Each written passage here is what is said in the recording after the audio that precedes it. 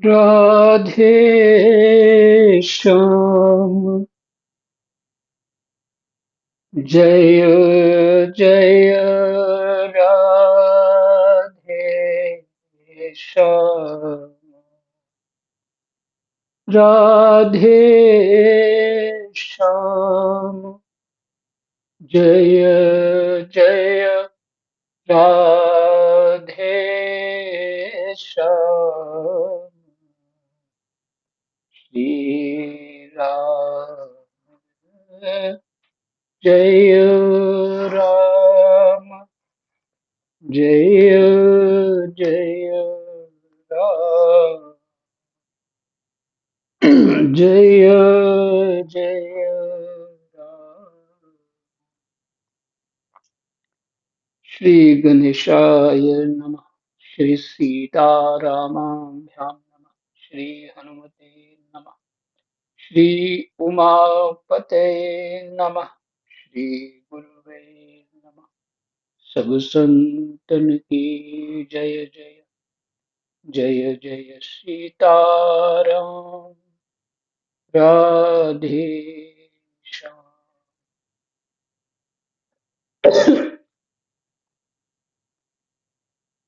श्रीमद्भागवत महापुराण तृतीय स्कंद 30वां अध्याय देह गेह में आसक्त पुरुषों की अधोगति का वर्णन। यही प्रसंग है।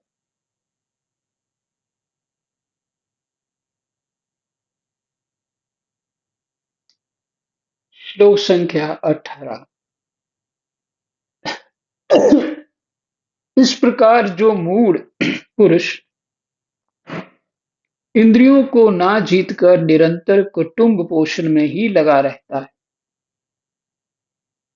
वह रोते हुए स्वजनों के बीच अत्यंत वेदना से अचेत होकर मृत्यु को प्राप्त होता है।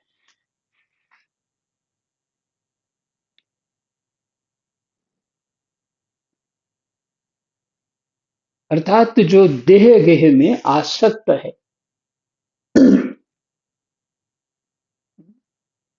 संसार में अपने घर परिवार में जिसकी बुद्धि उसी का चिंतन दिन रात सुख दुख का करती रहती है, वही देह गेह में आसक्त है।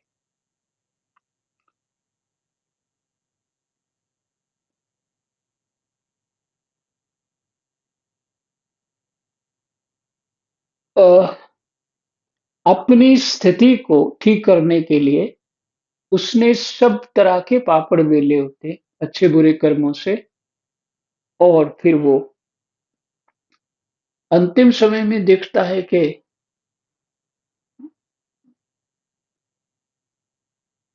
जो मैंने जिनके लिए किया, एक तो उनको कोई महत्व ही नहीं है। मैंने क्या किया, कैसा किया, और महत्व भी है भी तो बहुत थोड़ा।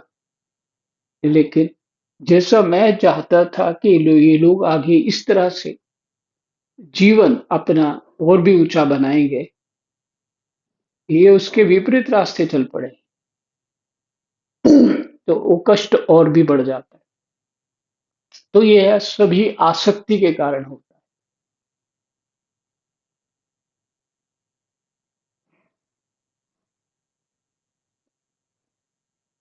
इस प्रकार जो मूढ़ पुरुष इंद्रियों को ना जीतकर निरंतर कुटुंब पोषण में ही लगा रहता है, वह रोते हुए स्वजनों के बीच अत्यंत वेदना से अचेत होकर मृत्यु को प्राप्त होता है। इस अवसर पर उसे लेने के लिए अति अति भयंकर और रोषयुक्त नेत्रों वाले दो यमदूत आते। उन्हें देखकर वह भय के कारण मल मूत्र कर देता है। बाबा ये सुनाते थे, शास्त्र में ऐसा ही है। बाबा जी सुनाते थे कि जो पापी लोग हैं उनके सामने जो दृश्य उपस्थित होता है, वो इस तरह से रोष जैसी, जो भी बताया इन्होंने, ऐसे यमदूत आते हैं। और यमराज भी जहां निर्णय होता है, ऐसे लोगों का, वो बड़े कठोर होके बड़े भयंकर स्वरूप बना के बैठे होते हैं। और यहाँ जो धर्म में कार्यरत रहता है, अपने कर्तव्य कर्म में, धर्म में, अर्थात परमात्मा की आज्ञा का पालन करता है, उसके लिए यमदूत ऐसे नहीं आते। बड़े सौम्य होते हैं, बड़ा आदर करते हैं और ले जाते हैं। यमराज भी वहां बहुत बहुत सौम्य होते हैं। और जो भजन साधन में मन बुद्धि लगा ही चुका है और कहीं बुद्धि मन जा नहीं रहा, उसको भगवान के पार्षद लेने आते। एक प्रसंग है संत तुकाराम जी का। वो सदेह चले गए थे। ऐसे बहुत सारे महापुरुष हैं।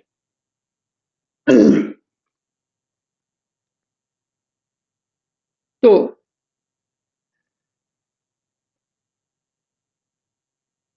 इन कारणों से भी अपनी आसक्ति छोड़ देनी चाहिए, व्यर्थ है। कोई प्रेम प्रेम संसार में नहीं होता। कारण है कि संसार जो चल रहा है, ये कर्म फल के आधार पे चल रहा है, एक दूसरे के लेन देन के आधार पे चल रहा है।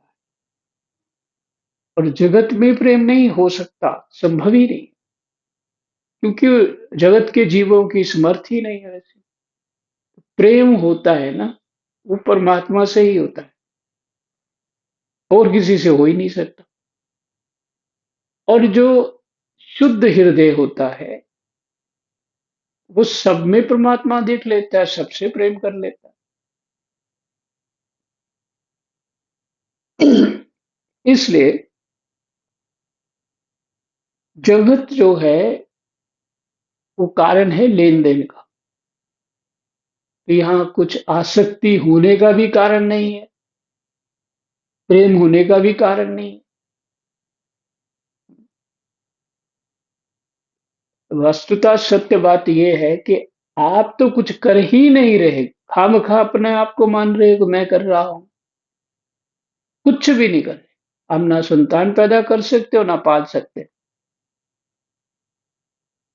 ना उसको बड़ा कर सकते हो। वो तो प्रकृति ही सब कुछ करे जा रही है। और देवता लोग ही उसमें सब जीवों की स्थिति को वो कर रहे हैं। हमें दोष पाप पुण्य का तब लगता है जब हम कर्ता और भोक्ता मान लेते हैं। और जब ये नहीं मानते, ऐसी ज्ञान बुद्धि हो जाती है या भक्तिमय बुद्धि हो जाती है, तो सब सब सर्वत्र परमात्मा ही दिखते हैं। फिर कर्ता भोक्ता फिर भी नहीं रहता, तू भी वही है जो दूसरा है। इसलिए हम अपने अज्ञान से कर्ता भोक्ता मान लेते हैं। मैंने ये किया, मुझे इतना फल मिलना चाहिए। तो लो फिर जन्म, फल लेने के लिए तो जन्म ही लेना पड़ेगा।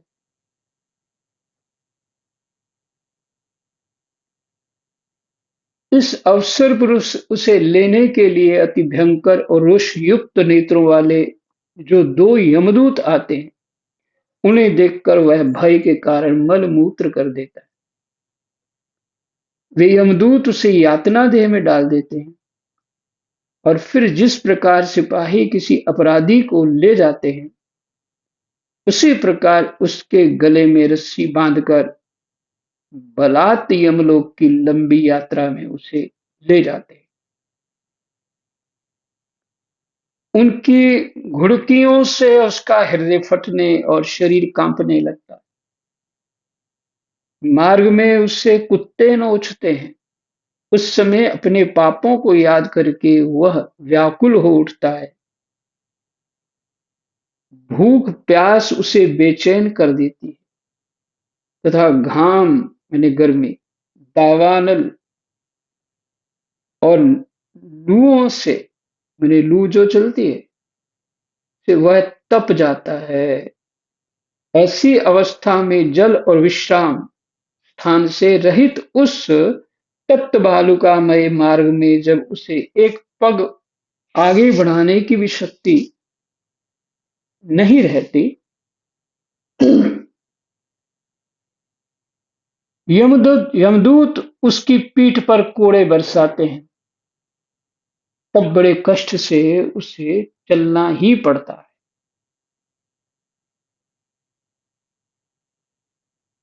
वह यहाँ तहाँ थक कर गिर जाता है, मूर्छा आ जाती है, चेतना आने पर फिर उठता है। इस प्रकार अति दुखमय अंधेरे मार्ग से अत्यंत क्रूर यमदूत उसे शीघ्रता से यमपुरी को ले जाते हैं। ये फल है देह और गेह की आसक्ति का।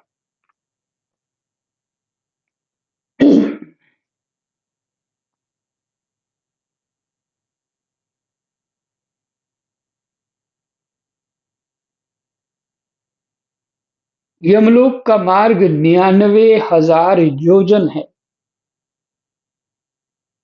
99,000 योजन। इतने लंबे मार्ग को 2 ही 3 मुहूर्त में तय करके वह नरक में तरह तरह की यातनाएं भोगता है। वहां उसके शरीर को धधकती लकड़ियों आदि के बीच डालकर जलाया जाता है, कहीं स्वयं और दूसरों के द्वारा काट काट कर उसे अपना ही मांस खिलाया जाता है। यमपुरी के कुत्तों अथवा गिद्धों द्वारा जीते जी उसकी आंतें खींची जाती हैं।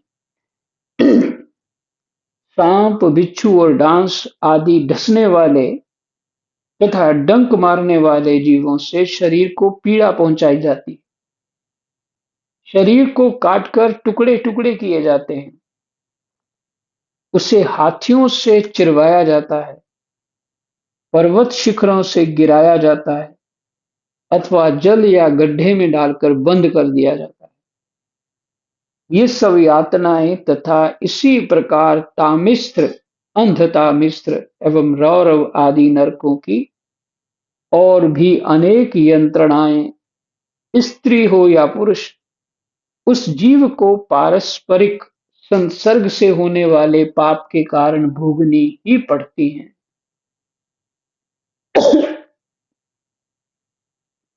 माता जी,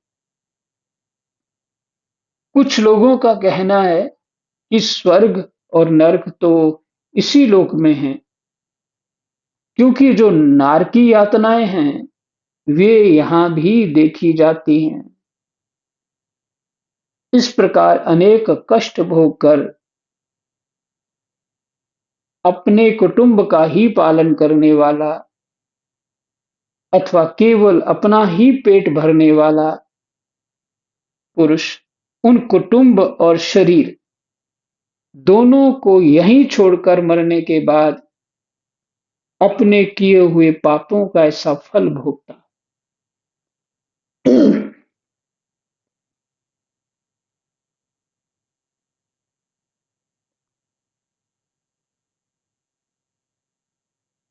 वो करता तो उस समय अपने अपने परिवार के लिए, अपने जीवन के लिए, अपने परिवार के लिए वो सपने संजोता है और जो भी कर्म करना पड़े वो करता है। अब देखिए, एडवोकेट जो हैं, जजेस जो हैं, वो कितने कितनी रिश्वत लेते हैं या कितनी फीस लेते हैं न्याय देने के लिए। एक व्यक्ति जो पीड़ित हो चुका है उसको न्याय देने के लिए पैसे देने पड़ेंगे और इतने लाखों लाखों करोड़ों करोड़ों रुपए लग जाता है। सुप्रीम कोर्ट इत्यादि में तो कितने पैसे लेते हैं, एक एक घंटे के पैसे लेते हैं, लाखों लाखों रुपए। जीव यातनाएं यही भोग रहे हैं और वो लोग जो कर रहे हैं, इतने लोगों को दुखी कर रहे हैं, कोई भी हो, तो क्या वो बच जाएंगे? न्याय तो करना ही पड़ेगा। तो भगवान तो सबके लिए समान ही है। उसको तो कोई जज नहीं दिखता, कोई साधु नहीं दिखता, कोई गरीब नहीं दिखता, कोई अमीर नहीं दिखता, कोई अच्छा नहीं दिखता, कोई बुरा नहीं दिखता। उसको तो कर्मफल ही दिखता है। तुम्हारे कर्म ही तुमको मिलते हैं, उसका परिणाम ही मिलता है। चाहे इस प्रत्यक्ष इस जगत में मिले या कहीं और मिले, नरक आदि की जो कल्पना की गई वहां मिले।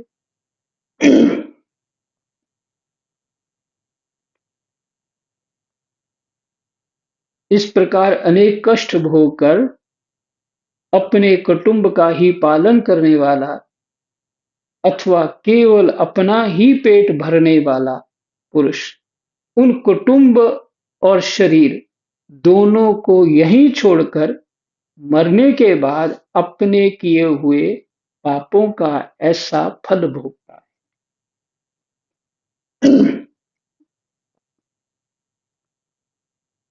अपने इस शरीर को यहीं छोड़कर प्राणियों से द्रोह करके एकत्रित किए हुए पाप रूप पाथेय को साथ लेकर वह अकेला ही नरक में जाता है। अपने इस शरीर को यहीं छोड़कर प्राणियों से द्रोह करके एकत्रित किए हुए पाप रूप पाथेय को साथ लेकर वह अकेला ही नरक में जाता है। यही बात वाल्मीकि जी को समझाई थी नारद जी ने कि तुम ये जो काम कर रहे हो डकैती का, इसका परिणाम जानते हो? कहते हाँ, पाप तो है ही है। तो उन्होंने कहा फिर पाप का फल तो क्या होता है, तुम जानते हो? तो ये सारा कष्ट तुम्हें भोगना पड़ेगा। तो अगर तुम नहीं समझते हो इस बात को, तो अपने घर जा करके पूछ लो कि जो तुम पाप करते हो क्या उसमें वो भागीदार हैं? घर वालों ने स्पष्ट कह दिया हम क्यों भागीदार हैं? ये तुम्हारी जिम्मेदारी है कि तुम हमारा भरण पोषण करो। जब विवाह होता है तो पत्नी के भरण पोषण की जो देवताओं के सामने संकल्प लेता है, ये यही होता है। ये मेरी पत्नी सेवा करेगी और मैं इसका भरण पोषण करूंगा। एक मंत्र में वहां होता है अग्नि के सामने। तो तुम्हारा भरण पोषण का काम है, तुम कैसे करो वो तुम्हारा ही पाप है। अच्छे काम करके कर लो ना। पिता ने भी मना कर दिया, माता ने भी मना कर दिया, बच्चों ने भी मना कर दिया, पत्नी ने भी मना कर दिया कि हम इस पाप के भागी नहीं हैं। तो वाल्मीकि जो ना कांप गए इस बात से, विवेक खुल गया। नारद जी का दर्शन हो चुका ना, इसलिए बुद्धि काम करने लग गई। और क्या करूं? तो फिर पाप काटने के लिए राम राम कर। तो राम राम कर रहा था तो बोला नहीं जा रहा, मरा मरा ही बोला जा रहा। होते हैं ऐसे लोगों की भाषा भी होती है, या कईयों को ऐसा भी हो जाता है कि मरा मरा ही बोल पाते हैं। आप तो सब जानते हैं वाल्मीकि मरा उल्टा नाम जपत सब जग जाना, राम वाल्मीक भय ब्रह्म समान। ये नाम की महिमा में कहा है। तो ठीक है, ये मेरे कुटुंबी हैं इत्यादि सब कुछ है, तो मुझे इनकी चिंता नहीं करनी। एक तो मेरा मार्ग स्पष्ट हो गया कि मुझे भजन ही करना है, अपना कल्याण करना है। मोहवश आसक्त होकर मैं इनसे अपना मानकर इनके लिए ये सब पाप कर रहा हूं। और ये सुनने को मिला मेरे को। वही हाल तो सबका होता है ना वृद्धावस्था में, यही सुनने को यही वो परिणाम यही होता है। तो अब उसके बाद समय भजन करने का तो होता ही नहीं। उस समय तो केवल पछताने का ही समय रह जाता है।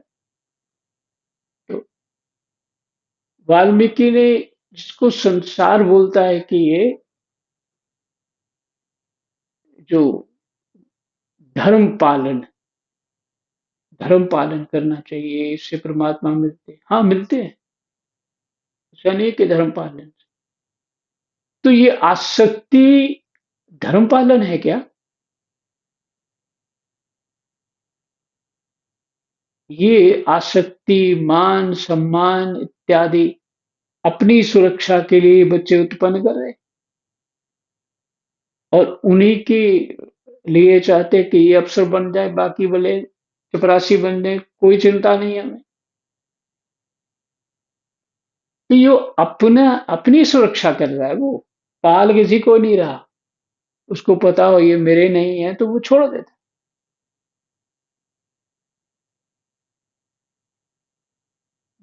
तो आगे जो बोलना चाहिए मैं नहीं बोलूंगा, परंतु इतना ही है कि ये लौकिक धर्म महत्वपूर्ण नहीं है जितना पारलौकिक धर्म महत्वपूर्ण है। पर बोध होने पर लौकिक धर्म को छोड़ सकते हैं, पारलौकिक पकड़ सकते हैं, चाहे बचपन हो या युवावस्था हो, मध्यावस्था हो या प्रौढ़ अवस्था हो जाए, माने अर्थात वृद्धावस्था हो जाए।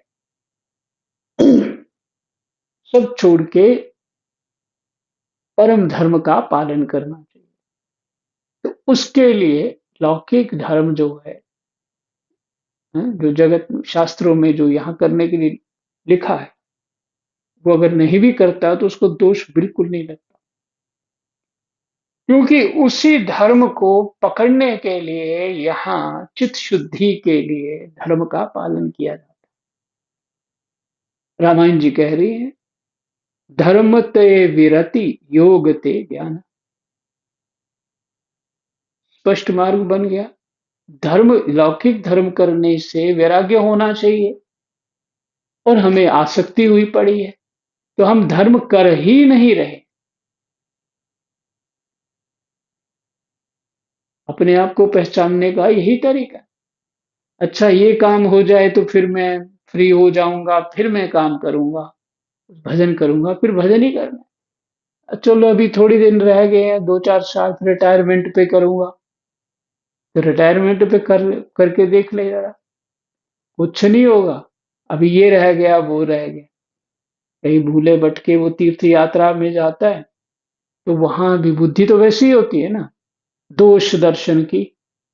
तो वहां भी पंडों से दुखी होके आता है, उसमें ये ठगते हैं, वो करते हैं इत्यादि।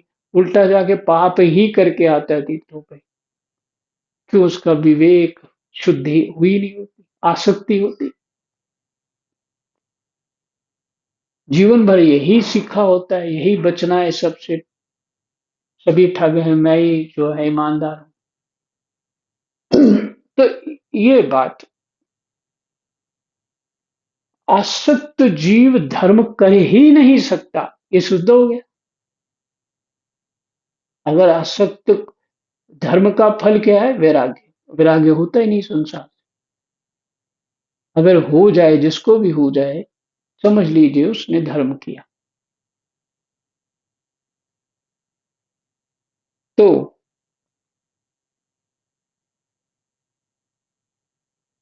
मनुष्य अपने कुटुंब का पेट पालने में जो अन्याय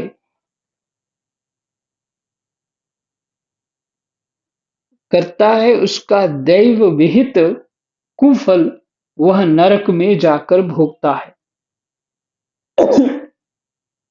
दैव विहित मैंने जो प्रारब्ध बन गया उसका, वो नरक में जाके भोगता है। उस समय वह ऐसा व्याकुल होता है मानो उसका सर्वस्व लुट गया हो। जो पुरुष निरीह पाप की कमाई से ही अपने परिवार का पालन करने में व्यस्त रहता है, वह अंधता मिश्र नरक में जाता है। जो पुरुष निरीह पाप की कमाई से ही अपने परिवार का पालन करने में व्यस्त रहता है, वह अंधता मिश्र नरक में जाता है, जो नरकों में चरम सीमा का कष्टप्रद स्थान है। गुरुवाणी में है ना कि 10 नाखून की कमाई ही जो है वो पवित्र है। तो जो और कर रहे हैं, हम्म, और कर रहे हैं, आप सोच लीजिए, जो अपने सिर्फ अपनी बुद्धि को मार रहे हैं, पैसा कमा रहे हैं, जुआ भी खेल रहे हैं, शराब भी पी रहे हैं, मीट भी खा रहे हैं और सब कुछ कर रहे हैं, जो नहीं करना चाहिए वो कर रहे हैं, तो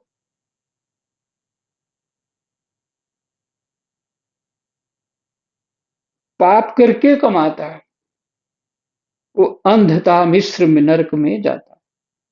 जो नरकों में चरम सीमा का कष्टप्रद स्थान है। मनुष्य जन्म मिलने के पूर्व जितनी भी यातनाएं हैं तथा शुकर कुकर आदि योनियों के जितने कष्ट हैं, उन सबको क्रम से भोग कर शुद्ध हो जाने पर वह फिर मनुष्य योनि में जन्म लेता है। कह दिया स्पष्ट। कुकर आदि शुकर आदि सुअर कुत्ता सब बनने के यातनाएं हैं, ये नरक की स्थितियां के ऊपर कह भी दिया कि भगवान कहते हैं, माता जी कुछ लोगों का कहना है कि स्वर्ग और नरक तो इसी लोक में होते हैं। तो ये एक रहस्य खोल दिया, क्योंकि जो नार की यातनाएं हैं वे यहाँ भी देखी जाती हैं। बिल्कुल। तो ये बीमार हो जाए, हॉस्पिटल वाले क्या दुर्दशा कर देते हैं पेशेंट की। अब इसकी एंडोस्कोपी करनी है, अब इसका इतना मांस काटना है, कुत्ते ही बन जाते हैं उस समय। तो ये करना है, वो करना है, ये दवाई दो, वो दवाई दो, क्या दुर्दशा। पूरा टॉर्चर होता है, परफेक्ट तरह टॉर्चर होता है। आयुर्वेद इलाज करता है, एलोपैथी कोई इलाज नहीं करता, सिर्फ बर्बाद करता है और कुछ। तो कहते हैं मनुष्य जन्म मिलने के पूर्व जितनी भी यातनाएं हैं तथा शूकर कुकर आदि योनियों के जितने कष्ट हैं, उन सबको क्रम से भोग कर, बारी बारी भोग कर शुद्ध हो जाने पर वह फिर मनुष्य योनि में जन्म लेता है। जैसे हम लोग हैं, कल भी चर्चा हुई, अनंत जन्मों से जब से प्रभु से बिछड़े हैं, तब से हम यही करे जा रहे हैं। तभी तो अगर परमात्मा में चित्त लगाया होता तो फिर हमारा कल्याण हो गया होता। क्योंकि कल्याण हमने ही करना है, कोई नहीं करेगा। गुरु रास्ता दिखाएंगे, भगवान कर्म के द्वारा शुद्ध करके फिर बैठा देंगे, सुख दुख भोगा करके मनुष्य बना के सही स्थिति दे देंगे, भाई अब तू कर ले। वहां भी वो सोचता है कि मैं कर लूंगा, अभी मन नहीं कर रहा है, अभी शरीर काम नहीं कर रहा है, अभी दिमाग काम नहीं कर रहा है, अभी वो बड़ा सीरियस मसला, उसमें बुद्धि चली गई। कुछ ना कुछ वो आनाकानी करने से, करते रहने से एक दिन शरीर छूट जाता है। फिर आ जाओ मैदान में, फिर जन्म लो, चलो स्कूल, फिर तो आगे लीला सब जानते ही हैं।